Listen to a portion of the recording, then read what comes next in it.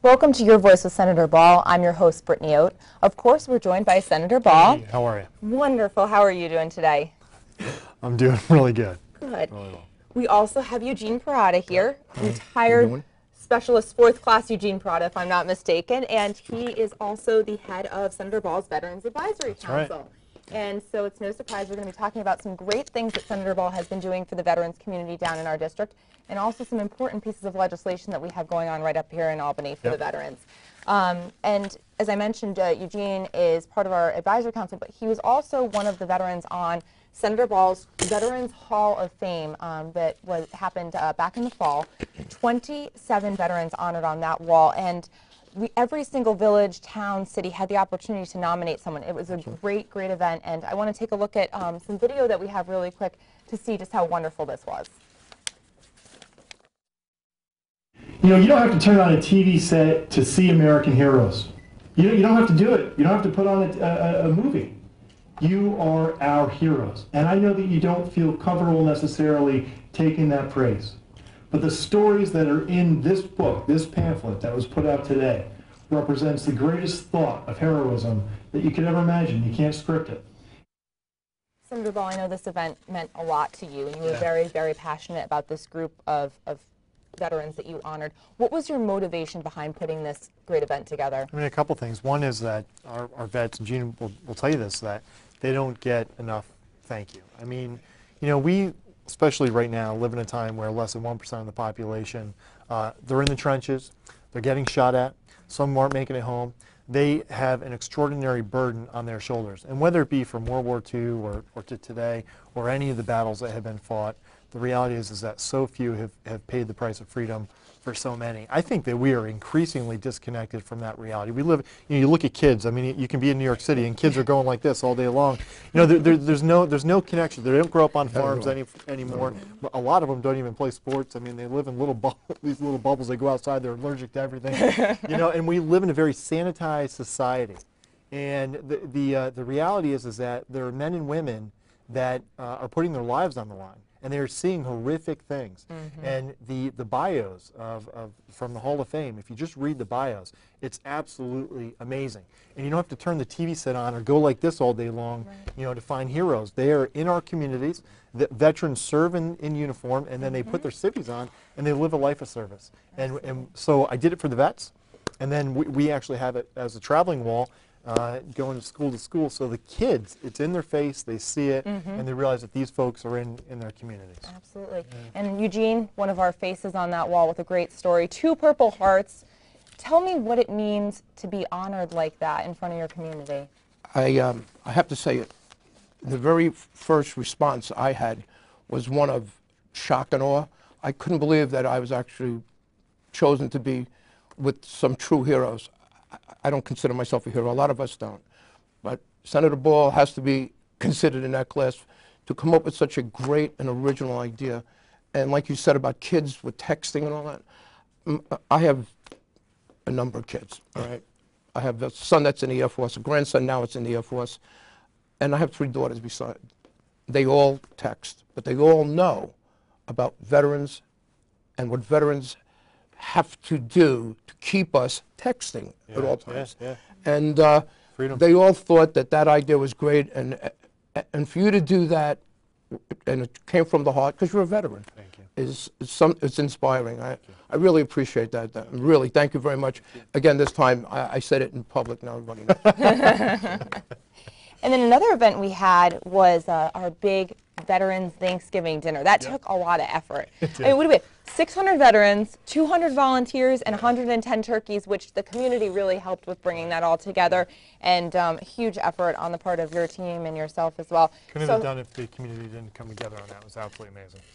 Definitely. I don't think you can get the magnitude unless you actually see it. Unfortunately, we do have some video, so we're going to take a look at that. Roll that tape. Roll it.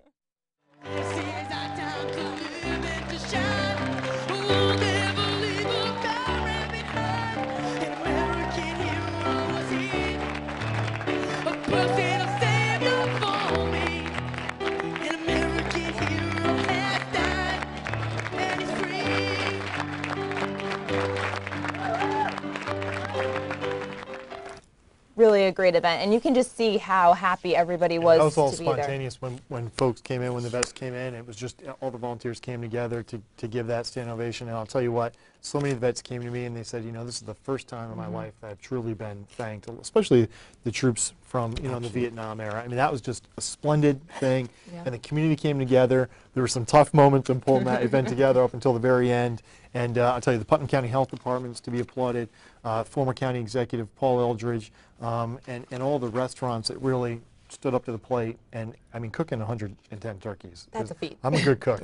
I wouldn't have been able to do that alone, so that was pretty cool. Absolutely. And you, as a veteran, you can understand what that means to those guys there. What do you think was going through their heads when they saw this come together for them in their honor? First, we spoke before about this event, and I was in the restaurant and construction business for like 40 years. I know what it's like to put on a dinner for 200, 250 people. To have 600 people in one place and 110 turkeys is awesome. It really takes a lot of work coordination. I commend you guys for that.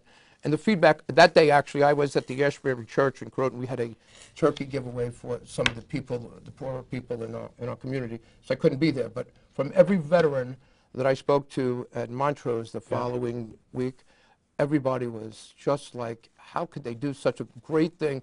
And it went well. Yeah, And it went well. It Very- really you know, did. I'm sure there were perfect. a few bumps and bruises along the way, but from what I understand, everybody was truly, truly thankful for this. It was really a great event. And it was great to have the guys from Montrose too.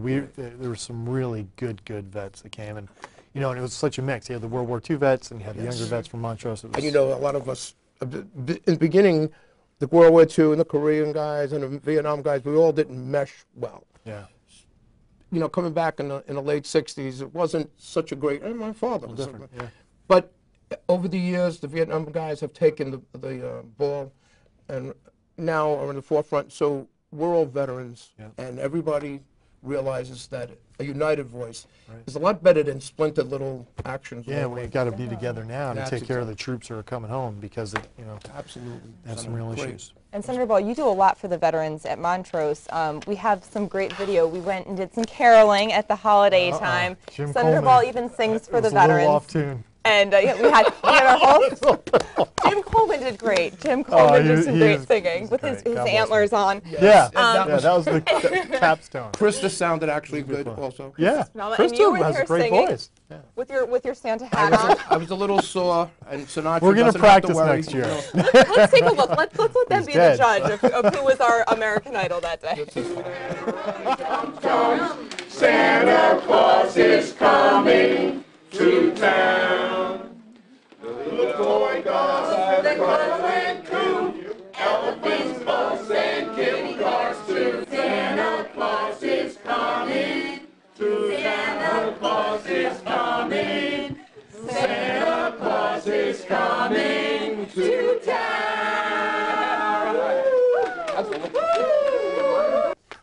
Absolutely great. That was a great day. And A for effort. A for effort. Well, you were mentioning you had the kids there, and they were handing out the Oh, cards. it's beautiful. Yeah, and what we're going to do next year is actually include the schools in that and make that even bigger and have them. Those were handwritten, you know, Merry Christmas, Happy Holiday notes. So that was really great. What The does singing that could have mean been a to the little guy? better, but we'll practice next year. You know what? They appreciate it, Yeah. though, either way. Yeah. Not everyone is an American Idol, unfortunately. That's why I didn't sing. Eugene, having this, I mean, put yourself in the place of these veterans. You were caroling with us, but put your place. And Eugene put it all together too, by the way. So That's right, we he's had to doing give you a lot credit making for it that. happen. Not taking the credit for that. That was really a team effort with Krista. We got together. Susie McDonald was involved in it also. It was great. And there were two other veterans there, Larry and Keith, who guys. sit on my Veterans Advocacy Council in Montrose. They came with us to see your staff, and then the younger kids that came along. Okay, and then we walked through the catacombs, because Montrose is all made up of tunnels.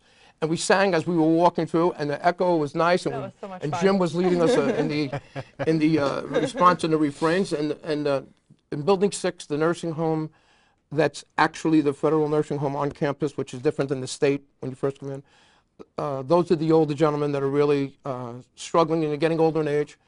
And then we went to Building 15, where there's a lot of inpatient, a lot of PTSD veterans, you know, trying to get through to the recovery. And the senator went in, and they were so glad to see, and we go there every month, once a month to visit veterans. And they were so glad to see somebody come in, shake their hand, thank them for what they have done, and to see, and when a veteran sees a child or a younger kid, they know that at least it's being passed. There's some kind of acknowledgement in the next generation or the generation after that. Right. It was really a great day. I had a lot of fun. Yeah, it was Even though I good. couldn't sing, I had a lot of fun.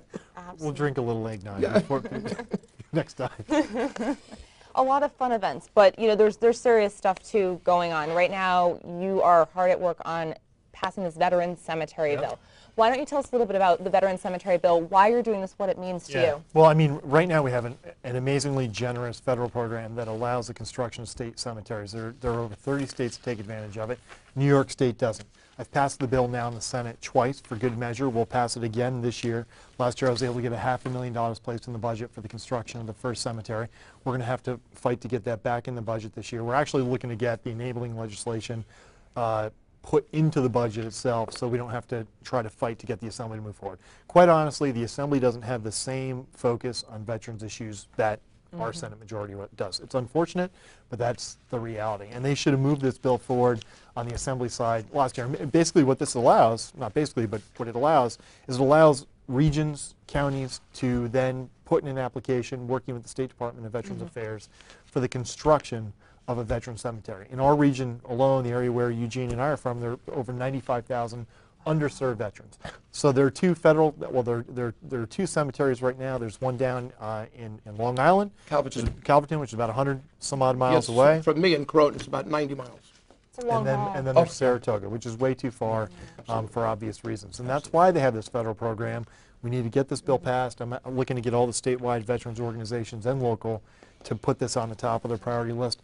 And there's been a lot of confusion about this for probably a decade now. Right. And we've moved this legislation further in the Senate than anybody has. But we need to get this done this year. And the earlier the better.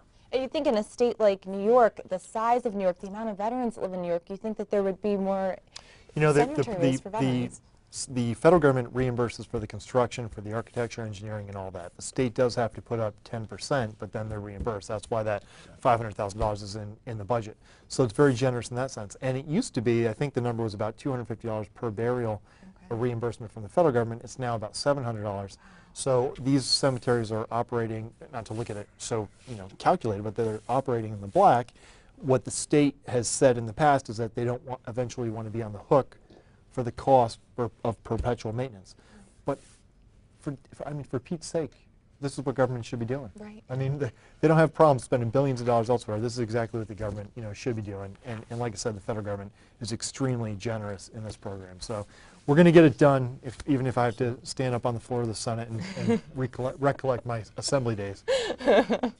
And for you, Eugene, quickly, we have about a minute left. What would this mean to you having a close, accessible cemetery? I know that that's a long haul to Long Island and up to Saratoga. Absolutely.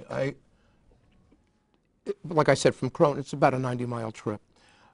Anywhere in our state Senate district would be great. And it's just the right thing to do. I mean, we have a large amount of veterans that come out of our district, all right? I know a lot of people get older and they move away to the southern climes and whatever, but there is no reason not to have any kind of cemetery, veteran cemetery, in our state Senate district. And why the Assembly is dragging its feet on this, I have no idea. But I will promise both of you this. As long as I'm still here and I have a voice, and I do have a loud voice, I've been told that, we will get this done. I will get the senator the support he needs.